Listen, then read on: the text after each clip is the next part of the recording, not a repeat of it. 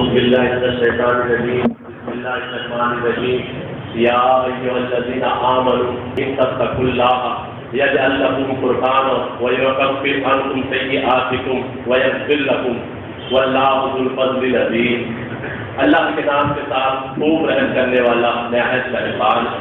اے ایمان والو، اگر تم تقوی اختیار کرو گے اللہ کا، وہ بنا دے گا تمہیں حق اور باطل میں تمیز کرنے والا، اور دور کر دے گا تم سے تمہاری برائیاں اور بخش دے گا تمہیں، اور اللہ تو بڑے فضل والا ہے. آئیے سامعین، اس آیت کی تلاوت کے بعد سلسلہ وار درس قرآن سماعت فرمائے استاد محترم الحاج مولانا محمد مصطفیٰ صاحب.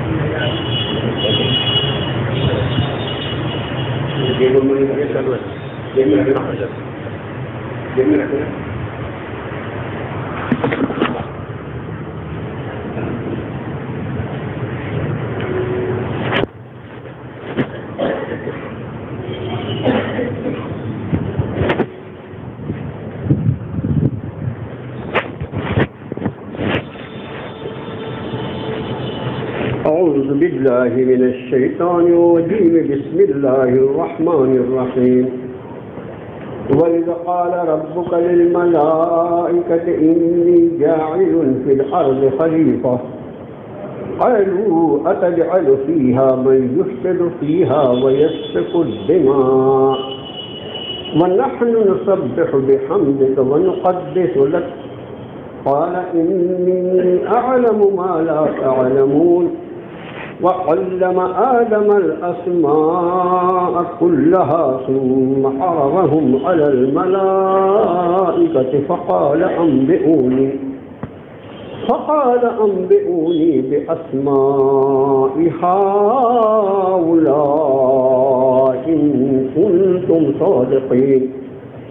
قالوا سبحانك لا علم لنا إلا ما علمتنا إنك أنت العليم الحكيم. قال يا آدم أنبئهم بأسمائهم فلما أنبأهم بأسمائهم قال ألم أقل لكم إني أعلم غيب السماوات والأرض وأعلم ما تبدون وما كنتم تكتمون. وإذ قلنا للملائكة اسجدوا لآدم فسجدوا إلا إبليس أبى واستكبر وكان من الكافرين. وقلنا يا آدم اسكن أنت وزوجك الجنة وكلا منها رغدا حيث شئتما ولا تقربا هذه الشجرة فتكونا من الظالمين. فأزلهما الشيطان عنها فأخرجهما مما كانا فيه وقلنا اهبطوا بعضكم لبعض عدو وَلَكُمْ فِي الْأَرْضِ مُسْتَقَرٌّ وَمَتَاعٌ إِلَى حِينٍ.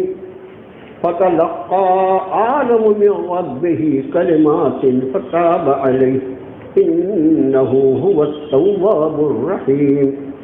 قُلْنَا اهْبِطُوا مِنْهَا جَمِيعًا فَإِمَّا يَأْتِيَنَّكُمْ مِنِّي هُدًى فَمَنْ تَبِعَ هُدَايَا فَلَا خَوْفٌ عَلَيْهِمْ وَلَا هُمْ يَحْزَنُونَ. وَالَّذِينَ كَفَرُوا وَكَذَّبُوا بِآيَاتِنَا أُولَئِكَ أَصْحَابُ النَّارِ هُمْ فِيهَا خَالِدُونَ.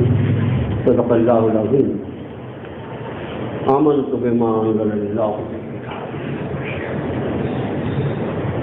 قرآن پاک کا پہلا پارہ دوسری صورت شریفہ سورۃ البقرہ کا یہ چوتھا رکوع ہے جو 10 آیات بینات پر مشتمل ہے۔ اس وقت آپ کے خادم نے آپ کو پڑھ کر سنایا۔ سب سے پہلے ان آیات بینات کا ترجمہ سماعت فرمائیے۔ اور جب ارشاد فرمایا آپ کے پروردگار نے فرشتوں سے کہ میں زمین میں ایک خلیفہ بنانے والا ہوں، فرشتوں نے عرض کیا کیا آپ اس میں ایسے وہ خلیفہ بناتے ہیں جو فساد کرے زمین میں اور خون خرابہ کرے، خون بہائے؟ اور ہم تو آپ کی تسبیح کرتے ہیں آپ کی حمد کے ساتھ اور آپ کی پاکی بیان کرتے رہتے ہیں۔ ارشاد فرمایا رب نے بے شک میں جانتا ہوں کہ تم نہیں جانتے۔ اور پھر حضرت آدم علیہ السلام کو اللہ نے ساری چیزوں کے نام دیے اور پھر ان کو فرشتوں کے سامنے کیا اور ان سے فرمایا تم ان چیزوں کے نام بتاؤ اگر تم سچے ہو۔ فرشتے کہنے لگے پاک ہے آپ کی ذات، ہمیں کوئی علم نہیں سوائے اس کے جو آپ نے ہمیں سکھلایا ہے، بے شک آپ ہی علم والے حکمت والے ہیں۔ رب نے ارشاد فرمایا ہے کہ آدم علیہ السلام سے اے آدم ان فرشتوں کو ان چیزوں کے نام بتاؤ۔ اور پھر حضرت آدم نے ان فرشتوں کو ان چیزوں کے نام بتا دیے۔ رب نے ارشاد فرمایا کیا میں تم سے کہتا نہیں تھا کہ میں جانتا ہوں آسمان و زمین کے غیب کو، اور میں جانتا ہوں جو کچھ تم ظاہر کرتے ہو اور جو کچھ تم چھپاتے ہو۔ اور پھر ہم نے ارشاد فرمایا فرشتوں سے کہ آدم کو سجدہ کرو، وہ سب کے سب سجدے میں گر پڑے سوائے ابلیس کے۔ اس نے انکار کر دیا اور تکبر میں اور ہو گیا انکار کرنے والوں میں۔ ہم نے فرمایا اے آدم رہو تم اور تمہاری زوجہ جنت میں اور کھاؤ یہاں سے جی بھر کے بافراغت جہاں سے تم دونوں چاہو، اور ہاں اس درخت کے قریب نہ جانا ورنہ تم اپنا نقصان خود ہی کرنے والوں میں ہو جاؤ گے۔ پھر ڈگمگا دیا شیطان نے اس سے اور نکلوا دیا ان دونوں کو ان راحتوں سے جس میں وہ دونوں تھے۔ پھر ہم نے کہا اتر جاؤ تم سب، بعض تمہارے بعض کے دشمن ہوں گے، اب تمہارے لیے زمین میں ٹھکانہ جائے قرار اور فائدہ ایک مدت تک کے لیے۔ پھر سیکھ لیے حضرت آدم علیہ السلام نے اپنے رب سے چند کلمات اور پھر اللہ نے توجہ فرمائی ان پر، بے شک وہی توبہ قبول کرنے والا رحم فرمانے والا ہے۔ ہم نے ارشاد فرمایا تم سب کے سب یہاں سے نیچے اتر جاؤ، اور پھر جب تمہارے پاس میری جانب سے ہدایت آئے تو جو کوئی پیروی کرے گا میری ہدایت کی ایسے لوگوں پر نہ کوئی خوف ہوگا نہ کوئی غم ہوگا۔ اور وہ لوگ جنہوں نے انکار کیا اور تکذیب کی ہماری آیتوں کی یہ تو سب جہنم والے ہوں گے اور وہ اس میں ہمیشہ رہیں۔ یہ ان 10 آیات بینات کا ترجمہ جو میرے جیسا کم علم آدمی کر سکتا تھا۔ جن لوگوں نے اس رکوع کا ترجمہ دیکھا ہوگا ان کو اس بات کا احساس ہے کہ کتنے مضامین رفتارہ نے ان 10 آیات میں بیان فرمائے۔ ایک طرف انسان کی اپنی عقل، اپنی تحقیق،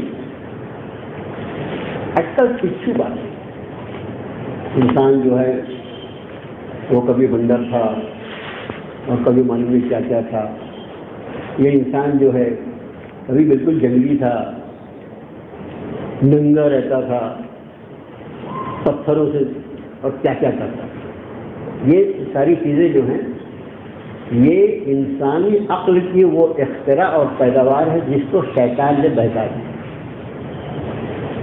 بہت سارے ایسے فلسفے ہیں جو دنیا میں چلتے ہیں کہ انسان کیسے پیدا ہوتا، ان سب کو ایک طرف رکھیے اور ان سب کے مقابلے میں اللہ کی اس کلام کو دیکھو جو جناب محمد الرسول اللہ صلی اللہ علیہ وسلم کے قلب انور پر اللہ نے نازل فرمایا 23 برسوں میں، کہ کیا عزت دی ہے انسان کی، ذلیل کر ڈالا جھوٹے فلسفوں نے، اور کلام حق نے آ کر اس بات کی گواہی دی یہ انسان اس زمین پر پائی جانے والی دوسری مخلوقات سے ہر طرح سے بہتر ہے۔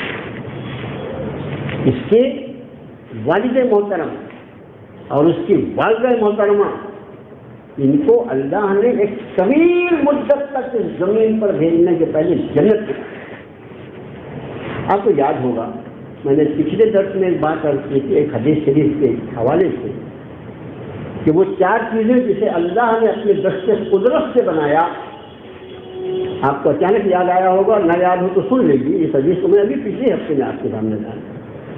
یہ ساری چیزیں جو ہیں وہ اللہ نے کل فرما کر بیان تکمیل فرمائی، اس کی عادت خلیفہ ہے، جو کرنا چاہتے ہیں کل فرماتے ہیں وہ بن جاتے ہیں، پوری کائنات کو کل فرما کر بنایا، آسمانوں کو بھی، زمینوں کو بھی، سمندر کو بھی، پہاڑوں کو بھی، وغیرہ وغیرہ۔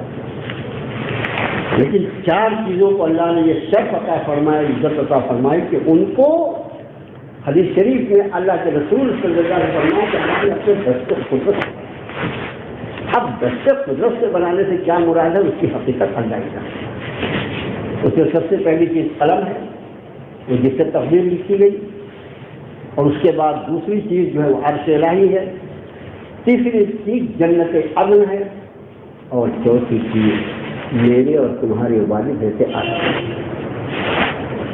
اچھا، یہ 4 چیزوں کا تذکرہ حدیث شریف میں ہے، اور حضرت آدم علیہ السلام کی تخلیق کا تذکرہ جہاں ایک ہی جگہ نہیں ہے یہیں پر، بلکہ سورۃ الاعراف دیکھیں، آپ سورۃ طٰہٰ دیکھیں، سورۃ صاد دیکھیں، مختلف مقامات، کوئی بھی ایسا عنوان ہو تو اس کے لیے ضروری ہے کہ جہاں جہاں اس کا اس چیز کا تذکرہ ہے اس عنوان کو اللہ تعالیٰ نے بیان فرمایا، ان سب کو جب اکٹھا کرو پھر ایک ایسی معلومات کا خزانہ اللہ تعالیٰ ہم پر القا فرماتے ہیں کہ آدمی کی روح جھوم جاتی ہے، واہ میرے مولا، اگر تو ہمیں نہ بتاتا تو کون بتاتا؟ ہم کیا ہیں؟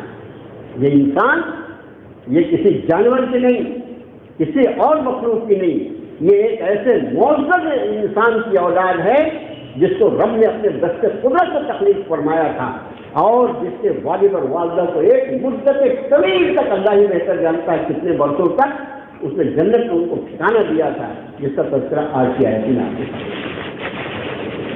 اور اب آئے رکوع کی طرف، ارشاد فرمایا وَإِذْ قَالَ رَبُّكَ لِلْمَلَائِكَةِ إِنِّي جَاعِلٌ فِي الْأَرْضِ، جب اللہ نے فرشتوں سے فرمایا کہ میں زمین میں خلیفہ، خلیفہ کس کو کہتے ہیں؟ میرے ترجمہ خلیفہ کا خلیفہ کیا، بعض لوگ اس کا ترجمہ نائب بھی کرتے ہیں، ہمیں کسی سے بحث نہیں۔ خلیفہ اس کو کہا جاتا ہے جو جس کی طرف سے اس کو خلافت دی گئی ہے، اس مقام پر فائز کیا گیا ہے، اس کے احکام کو خود اپنے آپ پر اور اس کی ساری مخلوقات پر نافذ کرنے کی ذمہ داری جس پر ہوتی ہے اس کو خلیفہ کہا۔ اس لیے ایک بات یاد رکھنے کی کوشش کیجیے گا، سیدنا آدم علیہ نبی علیہ السلام سے یہ خلافت کا سلسلہ شروع ہوا اور یہ ختم ہوا جناب محمد رسول اللہ صلی اللہ علیہ وسلم کا، تو یہ سارے انبیاء جو تھے یہ خلیفۃ اللہ تھے، اللہ کے خلیفہ تھے۔ اللہ نبی سے زیادہ ذمہ داری اور کس کی ہو سکتی ہے کہ اللہ کے احکام کو اللہ کی زمین پر، اللہ کی مخلوقات پر لانا۔ حضرات انبیاء کے احکام جو ہوتے ہیں، احکام شریعت جو ہوتے ہیں، وہ صرف انسانوں کے متعلق نہیں ہوتے۔ آپ نبی رحمت صلی اللہ علیہ وآلہ وسلم کے ارشادات کی جو ذخیرے ہیں ہمارے پاس احادیث مبارکہ میں، اس میں دیکھیں اس میں درختوں کے حقوق بیان فرمائے ہیں، اس میں جانداروں کے حقوق بیان فرمائے ہیں، اس میں راستوں کے حقوق بیان فرمائے ہیں، ساری مخلوقات کے حقوق جو ہیں وہ جناب محمد رسول اللہ صلی اللہ علیہ وسلم نے اپنی امت کی تربیت فرمائی۔ یہ دوسری بات ہے، ہم کو ہمارے ماں باپ کے حق کا خیال نہیں تو دوسرے کا حق کا کیا کرتے ہیں؟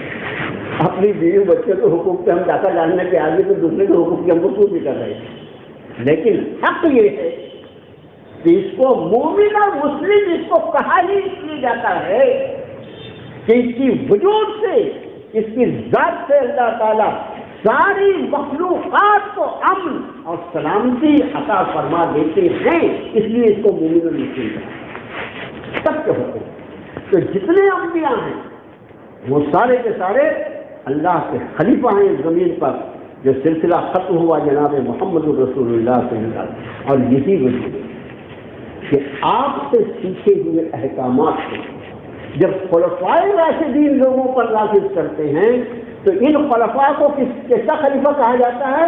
ان کو خلیفۃ الرسول کہا جاتا ہے، ان کو خلیفۃ اللہ نہیں کہا جاتا ہے، خلفائے راشدین کو ان کو خلیفۃ الرسول کہا جاتا ہے۔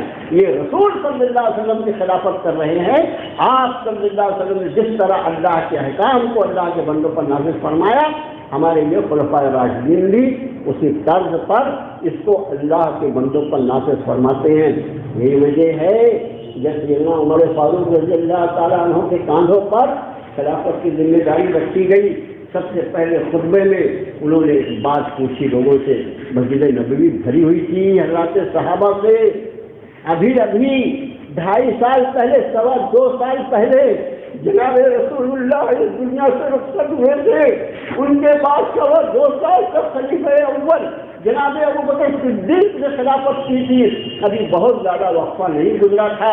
پھر عمر فاروق رضی اللہ تعالیٰ نے لوگوں سے پوچھا، بتاؤ کہ اگر میں اللہ اور اس کے رسول کے حکم کے خلاف کوئی کام کروں تو تم کیا کرو گے؟ کس سے پوچھا جا رہا ہے؟ جو اللہ کی زمین پر انبیاء کے بعد سب سے زیادہ اچھی مخلوق ہے، حضرات صحابہ۔ اور پوچھنے والے عمر، جن کا چلال اور جن کی اسلامی غیرت مشہور ہے، یہ کو فاروق کا لقب جناب رسول اللہ کی مبارکہ سے دیا گیا۔ کیا کرو گے اگر میں اللہ اس کے رسول کے حکم کے خلاف کوئی کام کروں؟ ایک شخص کھڑے ہوئے کہنے لگے، عمر تو اس کو تلوار سے ٹھیک کر دیں گے۔ پھر اللہ کا شکر ہے مولا، تو نے ان لوگوں کا مجھے خلیفہ بنایا ہے جو تیرے حکم کی قیمت اور قدر۔ آپ سمجھے؟ تو خلیفہ لفظ جو ہے، یہ لفظ اللہ کے احکام کو اللہ کی مخلوقات پر نافذ کر، الا لہ الخلق والامر، حقیقی بادشاہ، وللہ ملک السماوات والارض، سارے زمین و آسمان کا بادشاہ اگر کوئی ہے تو اکیلا اللہ ہے، اسی کے احکام ساری کائنات میں چلتے ہیں اور چلنے چاہیے۔ اب اس مالک حقیقی کے احکام کو اس کے بندوں پر نافذ کرنا اس کو کرا۔ یا لفظ خلیفہ کا یہ ترجمہ، خلیفہ کا ترجمہ خلیفہ رہنے دے، لفظ خلیفہ کی میں نے تشریح کر دی۔ آگے فرمایا، رب نے فرشتوں سے فرمایا میں خلیفہ بنانے والا ہوں۔ اب یہ فرشتوں نے سن کر قالوا اتجعل فیہا من یفسد فیہا، میرے والے زمین میں ایسی مخلوق کو بنانے والے ہیں جو فساد کرے گا اس میں، ویسفک الدماء، اور خون بہائے گا۔ وَنَحْنُ نُسَبِّحُ بِحَمْدِكَ وَنُقَدِّسُ لَكَ، ہم آپ کی تسبیح بھی کرتے ہیں، حمد بھی بیان کرتے ہیں، آپ کی تقدیس بھی بیان کرتے ہیں۔ قَالَ إِنِّي أَعْلَمُ مَا لَا تَعْلَمُونَ، جواب تھا میں وہ جانتا ہوں نہیں۔ یہ فرشتوں نے معاذ اللہ اعتراض نہیں کیا، بلکہ اپنی معلومات کے لیے عرض کر رہے تھے کہ وہ یہ سمجھ رہے تھے ان کے فرشتوں کی فطرت میں اللہ کی نافرمانی صرف سے ہے ہی، ان کو یہ لگا کہ شاید ہم اپنے آقا اپنے مولا کی جو حمد اور تسبیح جو بیان کر رہے ہیں، جو مسلسل عبادت میں لگے ہوئے ہیں، شاید ہم سے کچھ تکلیف ہو گئی جس کی وجہ سے اللہ تعالیٰ کسی نہیں مانتے۔ کس اعتبار سے انہوں نے پوچھا تھا، ورنہ کوئی یہ وجہ کہ فرشتوں نے کائکو بنا رہے ہیں، یہ کائکو جو ہے ہم کو آتا ہے، یہ ہم کو جنات کو خالی آتا ہے، یہ کائے کو ہمارے علاوہ کوئی مخلوق جانتی تھی جو اللہ کرے سب. تو فرشتوں نے، اب یہ ایک سوال ہے، ان کو کیسے معلوم تھا کہ یہ انسان یہاں پر فساد پیدا کرے گا اور یہاں پر خون خرابہ کرے گا؟ اس کی دو وجوہات ہو سکتی ہیں، دونوں وجوہات. ایک تو یہ کہ انہوں نے خود پوچھا کہ پروردگار وہ کیسے ہوں گے، جس کو آپ خلافت دے رہے ہیں وہ کیسے ہوں گے؟ تو رب نے فرمایا، انہیں فرما برداری نافرمانی دونوں جذبات رکھوں گا. ہم تو خالی فرما برداری کرتے ہیں، نافرمانی کا جذبہ ہوگا تو اس کو بڑی آفت کرے گا. ایک تو یہ. دوسری وجہ یہ ہے یہ کہ انسانوں سے پہلے جیسے آدم علیہ السلام کے تخلیق سے بھی پہلے کہ زمین پر بھی زمین موجود تھی. زمین کی عمر جو ہے ایسے آدم علیہ السلام کو آئے ہوئے کتنے سال ہوئے اس کو کسی درجے میں کیلکولیٹ کیا جا سکتا ہے، گنا جا سکتا ہے. زمین کی عمر کتنی ہے اور آسمان کی عمر کتنی ہے، کائنات کی عمر ہے کتنی ہے، لا یعلمہ الا اللہ، اللہ کے سوا کوئی نہیں جانتا. جتنے ان کے دعوے ہیں جھوٹے ہیں، کذاب ہے. میرے اللہ کے سوا کوئی نہیں جانتا کہ زمین کی عمر کتنی ہے، اس آسمان کی من نے کب بنایا. ایسے آدم علیہ السلام کے پہلے اس پر جنوں کو اللہ تعالیٰ نے آباد کیا. یعنی جن جو ہے وہ ہم سے سینئر ہے. اس کا مطلب نہیں اس کو بڑے ابا بولنا ہے، لیکن یہ ہے کہ وہ ہم سے سینئر ہے. ہم وہ پہلے یہاں آباد کیے گئے تھے اور برسوں رہے، نہ جانے کتنے ہزار سال اللہ نے ان کو آباد رکھا. اور انہوں نے آپس میں بہت لڑائی جھگڑا کیا، بہت خون خرابہ کیا. اب فرشتے تو دیکھ رہے تھے نا کہ یہ مخلوق کیا کر رہی ہے. تو بعض علماء یہ کہتے ہیں اور میں بھی اس سے اتفاق کرتا ہوں کہ چونکہ انہوں نے اس سے پہلے اس زمین پر جنوں کو خون خرابہ کرتے دیکھا تھا، اس لیے فرشتوں نے یہ پوچھا کہ پروردگارا ایک کی مخلوق آپ کی جس کو بھی آپ نے فنا کے گھاٹ اتارا ہے وہ تو ایسی کرتی تھی، یہ اور نیا آباد کریں یہ بھی ویسے کریں گے کیا؟ یہ بھی ہے. بہرحال یہ یاد رکھیں کہ ہم سے پہلے اس زمین پر جنات آباد. اب رب تعالیٰ نے فرمایا انی عالم ما، میں جانتا ہوں جو تم نہیں جانتے. اب فرشتوں نے فرشتے ہوتے ہیں ان کے یہاں صرف کالو سمجھنے والا سن لیا اور مان لیا. وعلم آدم الاسماء کلھا. یہ حضرت آدم علیہ السلام وقت نہیں ہے میرے پاس، ورنہ میں نے پچھلے ہفتے ایسا سوچا تھا کہ حضرت آدم علیہ السلام کی پوری تخلیق آپ کو بتاؤں، کیسے تخلیق ہوئی اور اس کے بعد کیا کیا واقعات پیش آئے. احادیث مبارکہ میں ایسا لگتا ہے کیا میرے والد کی تخلیق اللہ نے فرمائی ہے، کتنے معزز انسان کی اولاد ہوں میں. مجھے شرم آنی چاہیے، غیرت آنا چاہیے کہ میرے باپ کو میری ماں کو اللہ نے کتنی عزت سے نوازا اور انہیں کی اولاد میں کیسے ان کے نام کو بدنام کر رہا ہوں. آدمی کو ہوتا ہے کہ اپنے خاندان کا نام رکھنے کے لیے کس کی اولاد ہے، ذرا یہ تو سوچ. تو میں نہیں، پوری انسانیت اللہ کے پیغمبر کی، یہ تو سوچے شرم کرے پیغمبر کی اولاد ہوتی ہے، ایسی حرکت کرتا ہے. دوسری بات یہاں یہ بھی سمجھ میں آتی ہے کہ کسی بہت بڑے باپ کی اولاد ہونا آدمی کے مغفرت کے لیے کافی نہیں ہے. اس کی مغفرت کا ذریعہ اگر بنے گا تو صرف اس کا ایمان اور اس کا عقیدہ اور اس کا عمل بنے گا. ورنہ اولاد ہونے کے ناطے سے نئے حیثیت سے اگر عزت دیکھنا چاہو تو پوری انسانیت صرف ایمان والے ہی نہیں بلکہ معاذ اللہ جو انکار کرنے والے ہیں وہ بھی پیغمبر کی اولاد ہیں.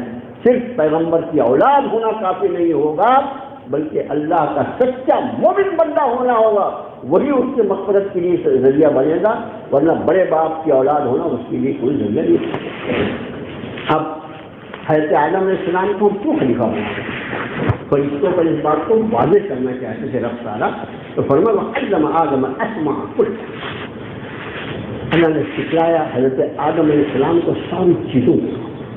زمین میں جو چیزیں مختلف پیدا فرمائے ہوئے تھے اور پیدا فرمانے والے تھے ان ساری چیزوں کے نام علماء فرماتے ہیں. نام جو ہوتا ہے اس کی بہت اہمیت ہے. کسی کا نام کبھی بدل نہیں. اس کو قسم کہتے ہیں، قسم کی جمع اسماء، قسم کی جمع اسماء. نام میں کتنی اہمیت ہوتی ہے کہ جس چیز کا نام لیا جائے، ہم کسی کے سامنے صرف قلم کہیں تو وہ قلم کا پورا جو دائرہ کار ہے وہ اس سے قلم کس کو.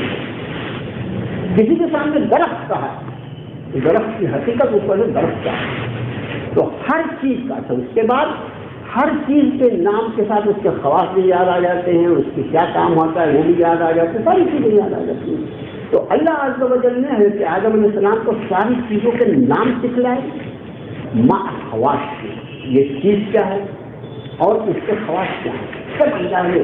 اس کا معنی یہ علم جو ہے یہ اللہ کا عطا فرمایا ہوا علم ہے۔ حضرت آدم علیہ السلام کو جو اللہ نے علم عطا فرمایا تھا وہی ان کی اولاد کے دماغوں میں منتقل ہو رہا ہے یکے بعد دیگرے، اور اسی علم کا نتیجہ ہے جو آج انسان کتنی پرعیش زندگی گزار رہا ہے۔ یہ ساری چیزیں جو اللہ نے عطا فرمائی ہیں، ان ساری چیزوں کے نام ان کے خواص کے ساتھ آدم علیہ السلام پر منتقل ہے۔ اب اس کے بعد فرمایا ثم عرضهم علی الملائکہ، جنہوں کے نام حضرت آدم کو سکھائے اور ان کو فرشتوں کے سامنے کر دیا۔ مثلا فرشتوں کے سامنے کر دیا درخت، ان کے سامنے کر دیا پہاڑ، ان کے سامنے غم خوشی جتنی چیزیں ہیں سب کو، اور فرشتوں کے سامنے ان کے نام بتاؤ کیا ہے۔ ثم عرضهم علی الملائکہ فقال انبئونی باسماء ہؤلاء، اور رب نے فرمایا ان چیزوں کے نام مجھے بتاؤ اگر تم سچے ہو۔ تو چونکہ سکھلایا گیا تھا آدم علیہ السلام کو، اب اس پر علماء کی بحث ہے کہ جب سکھایا گیا تو فرشتے موجود تھے، ان کی صلاحیت تھی اس کو سکھانے کی، یا براہ راست حضرت آدم علیہ السلام پر اللہ نے الہام کیا تھا، وہ جو بھی کیفیت ہے، غیر ضروری باتوں میں اپنا وقت نہیں لائے۔ بس یہ ہے کہ فرشتوں کا ان کا علم نہیں تھا، حضرت آدم کو علم دیا گیا اور فرشتوں سے پوچھا گیا ان چیزوں کے نام بتاؤ یہ کیا ہے اگر تم سچتے ہو۔ فرشتے جو ہیں میں نے عرض کیا کہ ان کی فطرت ہی الگ اللہ نے بنائی۔ قالوا سبحانک، انہوں نے کہا آپ کی ذات پاک ہے، لا علم لنا، ہمیں نہیں معلوم، الا ما علمتنا، سوائے اتنا جو آپ نے ہم کو سکھلایا ہے، انک انت العلیم الحکیم، سارا علم اور ساری حکمت آپ کو ہے۔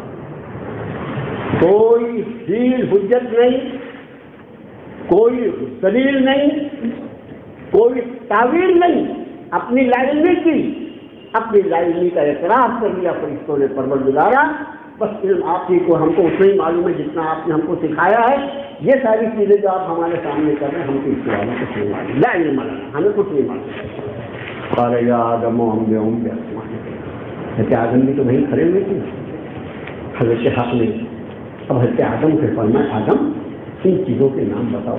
اب یہاں پر ضمیریں جو استعمال ہوئی ہیں وہ جو اہل علم ہے، جب فرشتوں سے کہا ان کے نام بتاؤ تو ضمیر ہوئی انبئونی، یہ کا مطلب ہوتا مجھے، یا فرشتوں ان چیزوں کا نام مجھے بتاؤ کہ تم جانتے ہو۔ فرشتوں نے کہا حضرت ہم کو نہیں معلوم، ہم کو بھی اس کا کچھ معلوم نہیں۔ اب جب رب نے حضرت آدم سے فرمایا تو کیا فرمایا؟ قال یا آدم انبئہم، آدم ان چیزوں کے نام ان کو بتاؤ، ان سے مراد فرشتے۔ آدم فرشتوں نے یہ کہہ دیجیے کہ فرشتوں نے یہ مان لیا کہ ہمیں نہیں معلوم، آدم ذرا ان چیزوں کے نام ان فرشتوں کو بتاؤ۔ اب آدم جو ہوں گے وہ کیا ہوں گے؟ معلم، سکھلانے والے، اور فرشتے کیا ہوں گے؟ متعلم، سکھلانے والے۔ حضرت آدم علیہ السلام، اب یہاں پر جہاں معلم اور متعلم، جہاں استاد اور شاگرد ہوتے ہیں اس کو کیا کہا جاتا ہے؟ اس کو مدرسہ کہا جاتا ہے۔ تو تخلیق آدم کے بعد سب سے پہلی چیز جو وجود میں آئی وہ ایک مدرسہ تھا، اور اس مدرسے میں سب سے پہلے حضرت حق نے سکھلائی حضرت آدم کو اپنا خاص پتہ فرمایا چیزوں کے نام کا۔ تو سب سے پہلا متعلم سیکھنے والا حضرت آدم کی ذات اور سکھلانے والا حضرت حق جل مجدہ کی ذات، اور اس کے بعد جب دوسرا دور آتا ہے اب حضرت آدم سے رب تعالیٰ فرماتے ہیں انبئہم باسمائہم، آدم ان چیزوں کے نام ان کو گنواؤ۔ اب متعلم جو ہوں گے وہ فرشتے ہوں گے، اور معلم جو ہوں گے حضرت آدم کی ذات ہوگی۔ اب حضرت آدم استاد ہوں گے اور حضرت حضرات ملائکہ جو ہوں گے وہ شاگرد ہوں گے۔ جیسے حضرت حق نے فرمایا کیونکہ نام حضرت حق نے ان کو بتا دیا تھا، اس لیے فلما انبأہم باسمائہم، پھٹ پھٹ پھٹ پھٹ حضرت آدم نے ان چیزوں کے نام ان کے خواص کے ساتھ بیان فرما دیے۔ قال الم اقل لکم انی اعلم غیب السماوات والارض واعلم ما تبدون وما کنتم تکتمون، یہ تو اس کو میں نے کہا نہیں، وہ ساری زمین و آسمان کا غیب جانتا ہوں۔ گویا علم کی دولت عطا فرما کر حضرت آدم علیہ السلام کی فوقیت اللہ نے واضح فرما دی فرشتوں پر۔ یہ علم جو ہے یہ علم آتا ہے اللہ کی پہچان، اللہ کا عطا کردہ علم، اس سے فرشتوں پر بھی حضرت آدم کو اللہ نے فوقیت عطا فرمائی اور یہ واضح فرما دیا کہ اس کو میں جو زمین کا خلیفہ بنا رہا ہوں اس کے پیچھے یہ ہے کہ میں نے اس کو ایک ایسا علم عطا فرمایا کہ تم ہو جائے۔ آگے مضمون وہی قلنا للملائکۃ اسجدوا لآدم فسجدوا الا ابلیس، پھر ہم نے کہا فرشتوں سے اسجدوا لآدم، آدم کو سجدہ کرو، فسجدوا، سب نے سجدہ کیا الا ابلیس، سوائے ابلیس،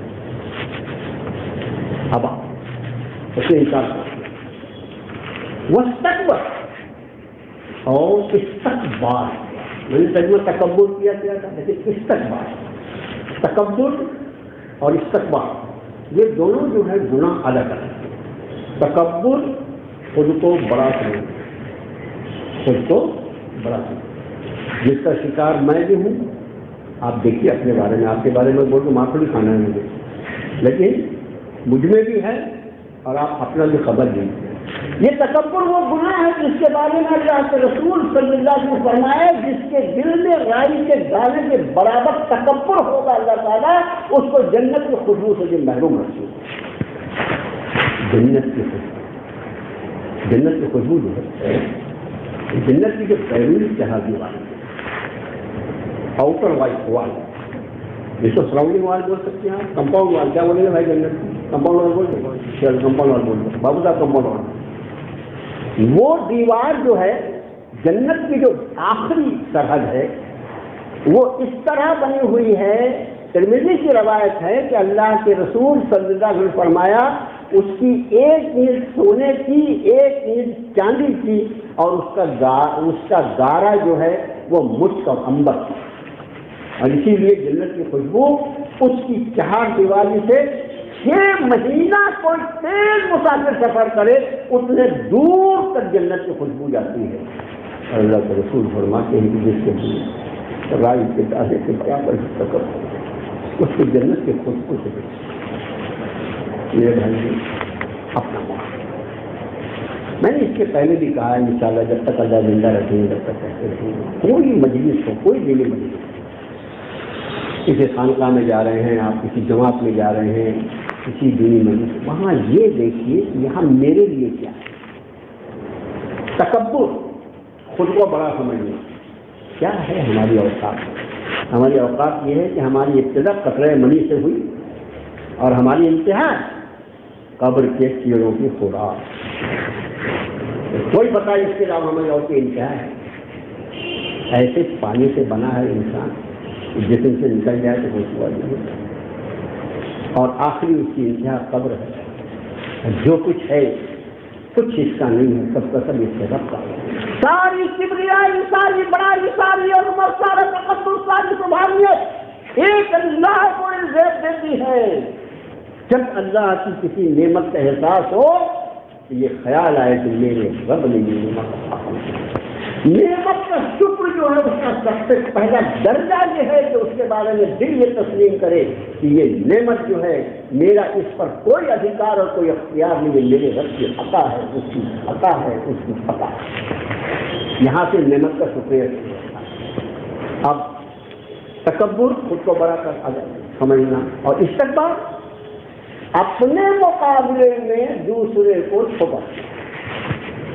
تو ہم لوگوں میں تکبر نہیں ہے بلکہ استکبار جو شیطان ابلیس نے کیا تھا نا وہ گناہ، اپنے آپ کو تیس مار، سارا علم ہم کو آ گیا، باقی سارے جاہل ہیں، سارا تقویٰ ہم کو آ گیا، ہم ہی ولی صفت ہیں، سارے باقی سب کے سب گنہگار ہیں۔ یہ جو دوم ہے اس کو استکبار کہتے ہیں۔ تو تکبر کا مطلب خود کو بڑا سمجھنا، اور استکبار مطلب دوسرے کے مقابلے میں اپنے آپ کو بہتر سمجھنا۔ تو ابلیس نے جو جرم کیا، قرآن فرماتا ہے ابا واستکبر، اس نے انکار کیا اور استکبار کیا، اس نے اپنے آپ کو آدم سے بہتر سمجھا، وَكَانَ مِنَ الْكَافِرِينَ، اور ہو گیا کافر۔ انکار کرنا. ایسے بہتر سمجھا. اس مضمون کو ذرا آگے لے چلتے ہیں. سورہ سواد 23واں پارہ. تو اسے سجدہ نہیں کیا تو میں نے کسی موقع پر آپ سے عرض کیا تھا کہ اس کو سجدہ نہیں کرنے پر اللہ نے نہیں بگایا, قرآن نے درجہ نہیں کیا. وہ بڑا کریم آقا ہے میرے بھائیوں. وہ تو آدمی کی موت کے آخری لینے اس پر فرشتے دکھائی دینے لگے, اس کے پہلے تک اس کی توبہ قبول کرنے کو تیار. ایسا کریم موقع. جب اس نے سجدہ نہیں کیا وہی کھڑا ہوا. میرے سمجھ میں نہیں آتا. ایک بار رب تعالیٰ نے پڑھنا اس کی ڈوب جائے گا, سجدہ کرو آدم. ٹھیک ہے, تو کیا ہو گیا؟ ابلیس. اس کا اصل نام اغاظیل. اس کا اصل نام کیا ہے؟ اغاظیل. اور یہ جن ہے, فرشتہ نہیں ہے, جن. قرآن نے کہا کان من الجن ففسق عن امر ربہ. یہ یہاں پر جنوں کو اللہ نے تباہ اور برباد کیا تو یہ بہت زیادہ عبادت گزار تھا, بہت خوبصورت تھا اور بہت ہی متقی پرہیزگار تھا. تو فرشتوں نے عرض کیا تھا پروردگارہ اجازت ہو تو اس کو اوپر لے. یہ رب تعالیٰ نے فرمایا یہ آگے جو کچھ سنا تھا تو وہی جانتے تھے نا. فرشتوں بیچارے کو معلوم نہیں تھا, اٹھا کے لے گئے اس کو اوپر. وہاں پر بھی بڑا ہوشیاری بتاتا تھا, بڑا عابد, آپ عبادت بہت کرتا. لیکن میں آپ سے عرض کروں, ایمان جو ہے نا, عبادت جو ہے وہ تو ایمان کا ثمرہ, اس کے نتائج. لیکن ایمان جس چیز کا نام ہے وہ ہے عشق, اللہ کے عشق, اللہ کے نبی. الذین آمنوا اشد حبا للہ. ایمان والے تو اللہ سے سب سے زیادہ محبت کرتے ہیں. اور جہاں عشق ہوتا ہے وہاں عقل کی زیادہ ضرورت نہیں ہے. اگر آدمی کو عقل ہے تو اس طرح کرے گا, زیادہ عقل نہیں چلتی وہاں. عشق جو ہے وہ دل سے ہوتا ہے, اور جہاں عشق ہوتا ہے وہاں صرف فرما برداری ہوتی ہے. معشوق نے جو کہا بس اس پر عمل پیرا ہو جانے میں میرے عشق کی میرا. تو یہ عابد تھا, عاشق نہیں. اللہ کا عاشق ہونا چاہیے. عابد تھا, اپنی عبادت پر تو بہت ذرہ ہو گیا. جب میں نے فرمایا یا ابلیس تو ماں منع کانفرنس کی جمع خلق تو گئی ہے. یہ قرآن 23 پارہ سورہ سواد کیا ہے. حضرت حق نے پوچھا ہے ابلیس تجھے اس چیز کو سجدہ کرنے سے کس چیز نے روک دیا؟ ماں خلق تو گئی, جس کو میں نے اپنی دست سے ٹکڑا سے حدیث سے یاد آئی نا 4 چیزوں میں آدم دیے. تو اس نے کیا کہا معلوم؟ قال انا خیر منہ خلقتنی من نور وخلقته من طین. حضور والا میں اس سے بہتر ہوں. استقبال جو میں نے آپ کا کیا, استقبال کیا, میں اس سے بہتر ہوں. مجھے کم لگ لیتا ہے. قال انا خیر منہ, میں اس سے بہتر ہوں. خلقتنی من نار, آپ نے مجھے آگ سے پیدا کیا. خلقتہ من طین, اس کو مٹی سے بنایا. مٹی سے بنا ہوا, مٹی کا ڈھیکڑا, اس کو میں سجدہ کروں گا, میں تو آگ کا بنا ہوا ہوں. یہ اس نے سجدہ نہیں کرنے کا گناہ کیا تھا. تو اللہ نے اس سے پوچھا کیوں ایسا کیا تھی؟ مجھے لگتا ہے کہ میں یہ عرض کروں میرے بھائیوں, میرا مولا ہے, میرا آقا ہے, ایسا کریم آقا. مردود ابھی بھی اپنے گناہ کو تسلیم کر لے, ابھی بھی معاف کر. ہمارے یہاں ہوتا ہے نا, نماز میں ہم کچھ بھول جائیں تو نماز دوران پڑتا ہے. نماز کا کوئی واجب اگر غلطی سے چھوٹ جائے, غلطی سے جاننے سے نہیں چھوڑنا, نماز کا کوئی واجب اگر غلطی سے چھوٹ جائے سجدہ سہو کرنے نماز درست ہو جاتی ہے. واجب چھوٹ گیا مگر سجدہ سہو سے نماز درست ہو جاتی ہے. یہ اس کا کریمانہ فیصلہ ہے. میرا بندہ دوبارہ کیوں نماز پڑھے, میرے بندے تو سجدے اور کرے, مت معاف. تو رب نے پوچھا کیوں تو نے اس کو سجدہ نہیں کیا جس کو میں نے اپنے درد کے قدرت سے منایا ہے؟ کس گناہ کو اس نے گناہ کی حیثیت سے نہیں تسلیم کیا, اس نے اپنے گناہ پہ تعویل کیا. میں نے اس لیے سجدہ نہیں کیا کہ میں اس سے بہتر ہوں, آپ نے مجھے آگ سے بنایا ہے اور اس کو مجھ بس رب کائنات کو جلال آ گیا رہتا ہے. فخرج منها فإنك رجل, فَاخْرُجْ مِنْهَا فَإِنَّكَ رَجِيمٌ، نکل یہاں سے تم مردود۔ یہ خیال رکھیں، کچھ باتیں ایسی ہوتی آپ خیال رکھیں گے، یاد میں رکھیں گے تو انشاءاللہ آپ کے کام ہے۔ وہ یہ کہ اس کو سجدہ نہ کرنے پر رانڈے درگاہ نہیں کیا گیا، گناہ کو اس نے گناہ کی تعویل کرنے کی کوشش، اس نے گناہ کو قبول نہیں کیا۔ میرے بھائیوں، گناہ کی تعویل کرنا یہ ابلیس کی عادت ہے، اور گناہ ہو جائے، نافرمانی ہو جائے، اس کو قبول کر کے اپنے رب کی بارگاہ میں جھک جانا میرے باپ سے عالم کرتی ہے۔ ہم انسان آگے آ رہے ہیں، اب وہاں سے نکالا اس کو، قلنا یا آدم اسکن انت وزوجک الجنۃ فکلا منہا رغدا حیث شئتما ولا تقربا هذه الشجرۃ فتکونا من الظالمین۔ ہم نے کہا آدم تم اور تمہاری زوجہ، تم اور تمہاری زوجہ رہو اس جنت میں، یہ بھی ارشاد فرماتے تم دونوں رہو۔ علماء نے یہ آیت یہ لکھا کہ بیوی جو ہوتی ہے وہ رہنے کے معاملے میں شوہر کا جو مکان ہو اس کی تابع ہوتی ہے، اس لیے انت وزوجک آدم، تم اور تمہاری بیوی دونوں کو یہاں رہنا ہے۔ پہلے آدم کا، بعد میں ان کی بیوی کا ہے، اس لیے علماء نے فرمائی شاید سے یہ مضمون واضح ہوتا ہے کہ جہاں شوہر رہے بیوی کو بھی وہیں رہنا چاہیے۔ بیچارہ وہ جھوپڑے میں رہ رہا ہے تو بولے نہیں میں تو بہت کروڑ پتی کی اولاد ہوں، میں تو محل میں رہوں گی، پتہ نہیں کیا ابا کیا تھی نا، اب میں بھکاری کی طرح لکھا ہوا ہے، جھوپڑی تابع ہوتی ہے عورت، بیوی تابع ہوتی ہے شوہر کی، جہاں وہ رہے گا وہاں یہ رہے گا۔ پھر فرمایا والا تقربا، ہاں وکلا منہا رغدا حیث شئتما، جہاں سے جی چاہے جنت تمہارے لیے اجازت ہے، اور اسے جہاں سے جو چاہو آرام سے کھاؤ، پیٹ بھر کے کھاؤ۔ ولا تقربا هذه الشجرۃ، یہ اس درخت کے قریب نہیں جانا، فتکونا من الظالمین، تو اپنا نقصان اٹھانے والے۔ اب کائے کا درخت تھا، کائے کا درخت اس پر ہے، اب اللہ میں پوچھیں گے کائے کا درخت تھا، جب انہوں نے خود قرآن میں نہیں بیان کرنا، حدیث شریف میں بھی اس کی کوئی تشریح نہیں۔ لوگوں نے اپنے اپنے طور سے اس کا، اپنے مولانا مکی صاحب کو ہمارے بابو صاحب بہت سنتے ہیں، مولانا مکی صاحب کو جب اللہ پاک نے مجھے حج کا موقع دیا تھا، اپنے بڑے 30 سال ہو گئے، تو مولانا مکی نے معلوم کہاں سے ان کو مضمون آ گیا، 30 سال کی کیا بات ہوئی، لیکن یہ بات یاد ہے کہ انہوں نے کہا وہ ہندوستان کے لوگ نا اس کو گیہوں کا درخت کہتے ہیں، مولانا مکی کہتے تھے گیہوں کا، اب گیہوں کا درخت ہوگا، یہ پودا ہوتا ہے، گیہوں کا پودا ہوتا ہے، درخت ہوتا ہے، درخت کس کو بولتے ہیں؟ درخت پورے شجر کو بولتے ہیں نا، پودا پورے شجر کو رہے گا، پودا چلے الگ الگ ہے۔ تو انہوں نے کہا وہ ہندوستان والے جو ہیں وہ گیہوں کا درخت بولتے ہیں، اگر شجر کا لفظ ہے بولے گیہوں کا درخت ہوتا ہے، یہ پودا ہوتا ہے۔ اس وقت مجھے حضرت کا وہ جملہ یاد ہے۔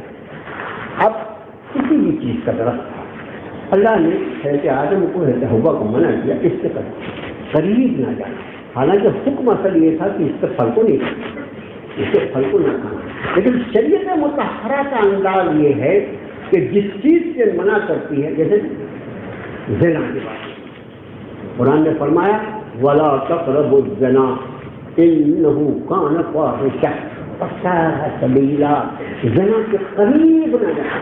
زنا کوئی ایسا گناہ ہے کہ پھٹ سے ہو جاتا ہے اپنا نہیں، اس کے لوازمات ہے، بدنگاہی ہے، بے پردگی ہے، ناجائز اختلاط ہے، عورت اور مرد کا وہ اختلاط جسے شریعت نے منع کیا وہ سب ہے، اور پھر اس کے بعد اب آج کے دوران میں اس میں موبائل ہے، اس میں واٹس ایپ ہے، اس میں چیٹ ہے، اور ساری بلائیں ہیں، اس کے بعد زنا ہوتا ہے نا۔ جیسے چوری گھر سے ہو جاتی ہے، اچانک ہو جاتی ہے، کوئی چیز اٹھایا ہے تو چلا گیا، لیکن زنا ایسا جرم نہیں ہے۔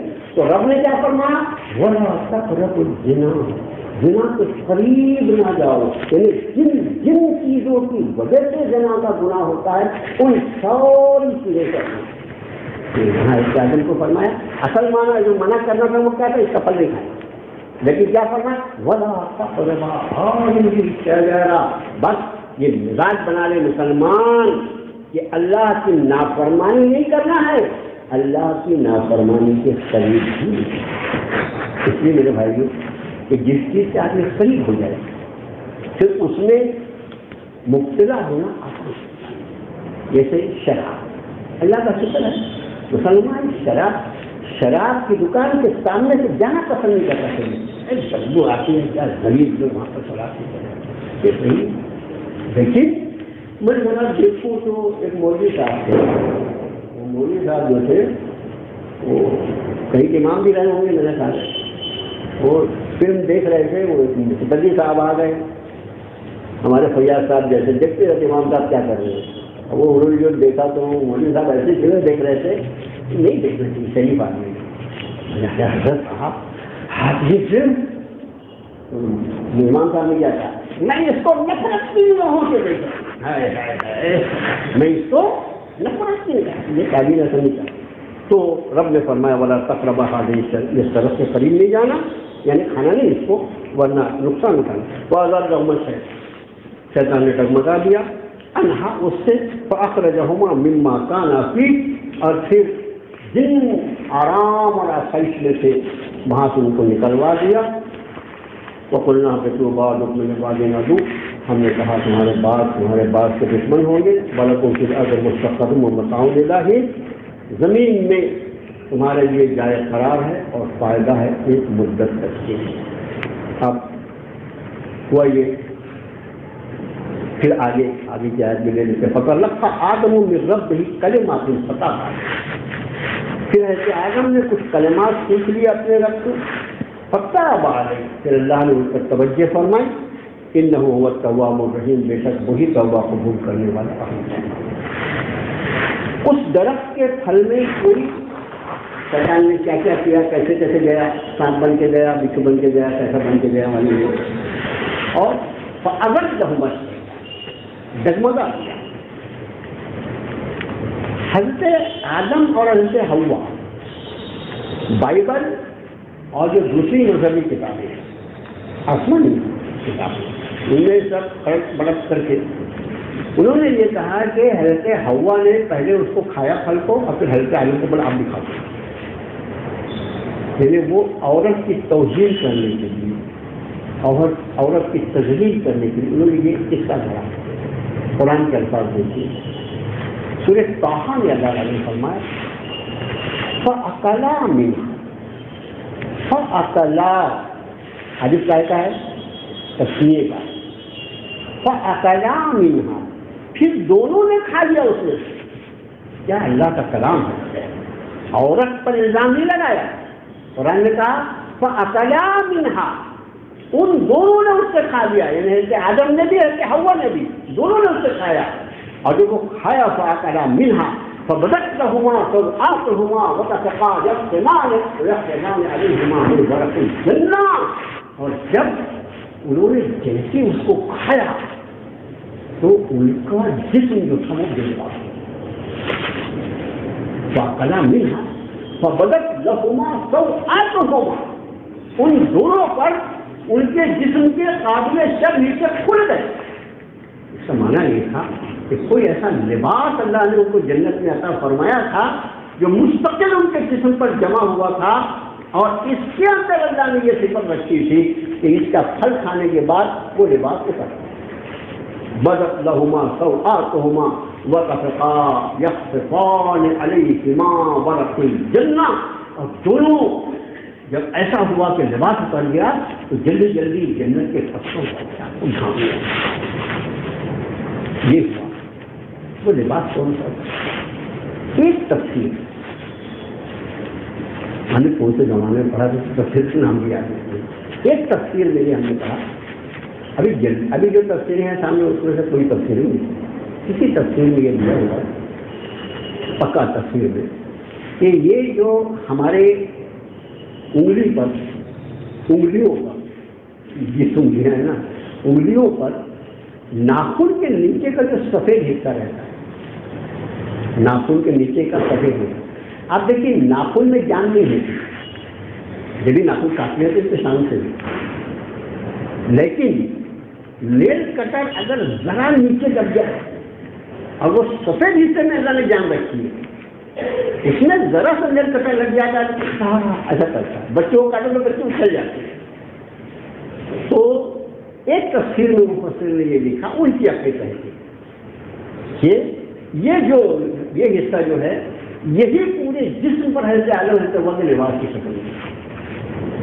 اب لباس کی شکل دیکھا ہے، اس کا معنی جنت کی خاصیت کیا ہے؟ جنت کی تو معلوم کتنی خاصیت ہے. اللہ مجھے آپ کو اپنے فضل و کرم سے پہنچا دے. وہاں کھانا خوب ہے، کھانا خوب ہے، لیکن یہاں پر کیا ہے، اچھے سے اچھا کھانا کھاؤ اور 5-6 گھنٹے کے بعد جیسے اسٹارٹر سے شروع ہوتا ہے نا ویسے اینڈر ہونا چاہیے. اب کہاں جانا، ضرورت پڑ جاتی ہے آدمی کو. لیکن جنت یہ ہے کہ وہاں کھاتے رہو کھاتے رہو کھاتے رہو. ویسی بھوک بھی اللہ عطا فرمائیں گے، ویسا ان چیزوں کا ذائقہ بھی ہے، ویسے اس کی سائز بھی ہے.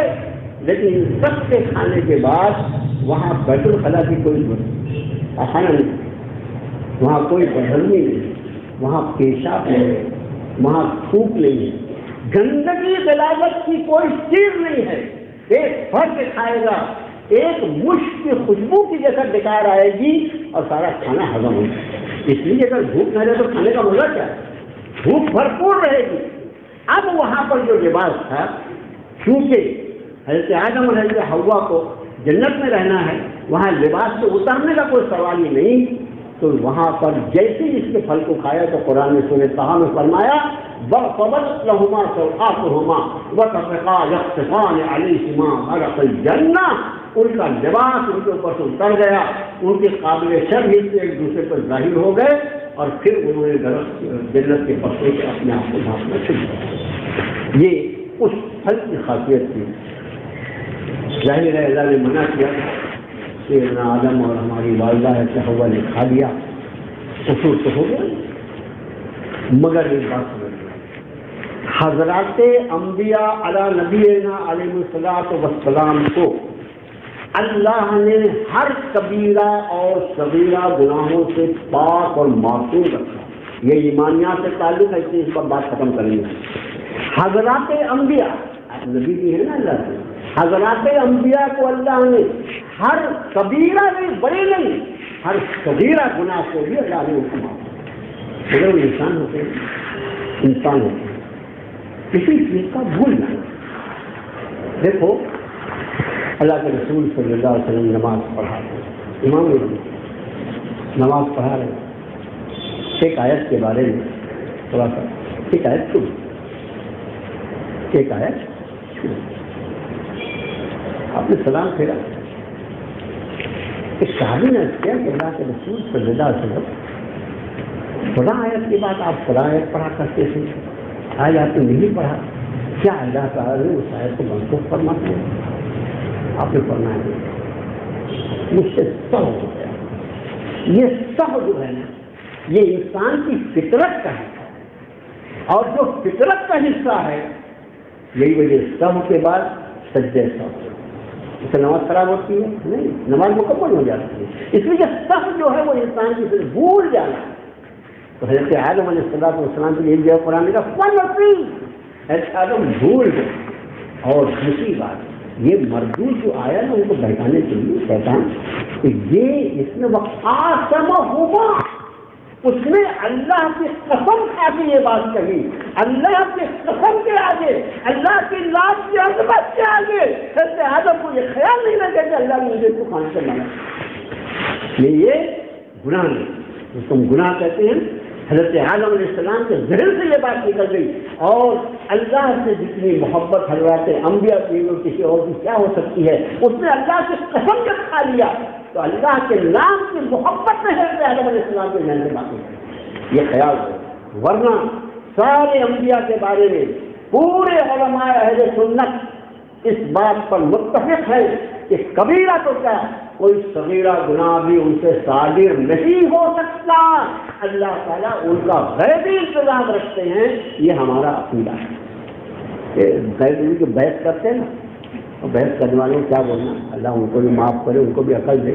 یہ میرے بھائیو اللہ نے اتنا، اور اگر حضرات انبیاء کی یہ غیر معمولی اللہ کی طرف سے انتظامات نہ ہوتے تو پھر شریعت مطہرہ جس پر انسانوں کو قیامت تک عمل کرنا ہے، پھر وہ کسی بھی طرح کے اندیشے سے اور اس سے طاقت ہو سکتی ہے.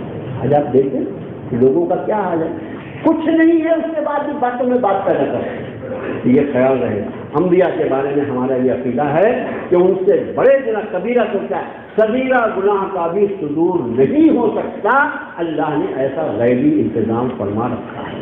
اب یہ جو ہے یہ بھول چوک ہے، اور بھول چوک جو وہ انسان کی فطرت کا یہ بس ختم ہوا درس کا۔ انشاءاللہ اگلے درس میں رکوع تو 5واں پڑھیں گے، لیکن 5ویں رکوع کے ساتھ اس رکوع کا جو آخری حصہ ہے جہاں پر مطلب وہ بلکہ جان ہی دیں گے، اس لیے کہ سجدے کا جو حکم تھا وہاں سجدے کے بارے میں کچھ باتیں کہنے سے رہ گئی، انشاءاللہ اس کو اگلے درس میں لے لیں گے، کیونکہ سجدہ ہمارے یہاں جو ہے نا ایک مسلمانوں میں ایک طبقہ ایسا ہے اس کو قبروں پہ سجدہ کرنے میں اچھا لگتا ہے۔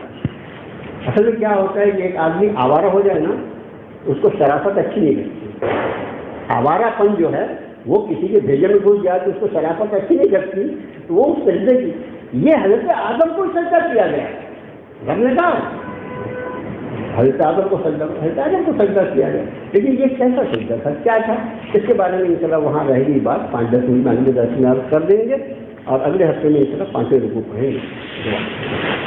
اللهم صل على محمد عبدك ورسولك النبي الأمي ربنا آتنا في الدنيا حسنة وفي الآخرة حسنة وقنا عذاب النار رب اغفر وارحم وأنت خير الراحمين۔